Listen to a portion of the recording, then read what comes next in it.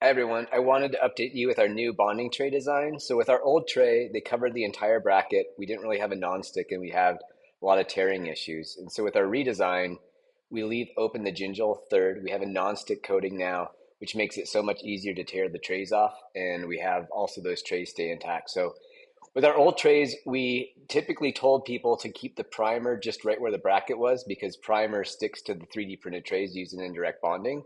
And so I'm going to show you the improper technique with what our old system would use is we coated the whole facial of the bracket.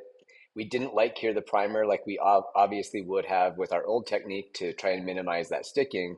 So using the improper technique, you can see with our old tray just how challenging it is and how hard I'm having to pull on that tray to break things free. And it's so much pressure, in fact, on this case that ended up debonding two of the brackets because that's how tightly the brackets adhered. So if you're using the right technique, typically this doesn't happen.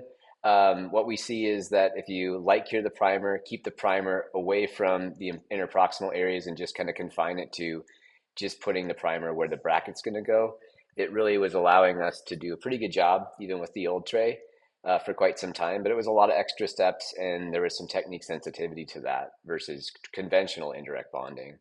And so you'll see here, even as I get the last little parts of the tray off, how the tray ends up tearing in a couple spots. And obviously, then if that tray tears, you can't use this for rebonding any brackets down the road.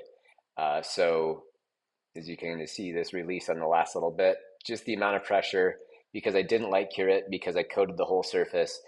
This is not typical of using our old tray if you're using the right technique, but you can kind of see how if you don't do all the steps necessary to make this easy on yourself, the sticking is really, really significant. But what you can see here is if you follow our recommended technique of just putting the primer where the bracket's going to go, light curing the primer on each of those teeth for 3 to 5 seconds, just so it reduces the kind of the flow of it. And then what you'll see is after the light cure, these trays peel off much more consistently.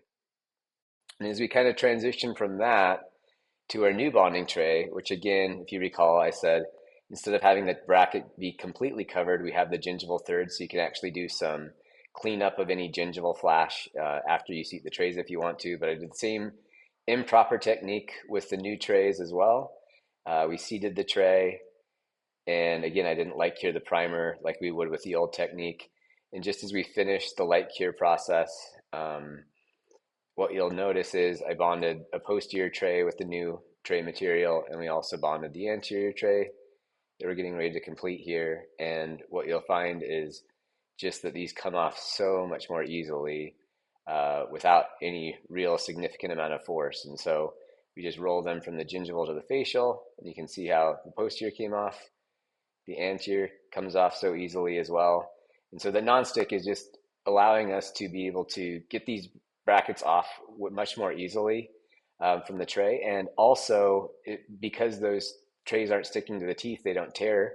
And with that, it allows us to be able to use these as a rebonding jig pretty much every time. We're really excited about the new trays. Thanks so much for your attention.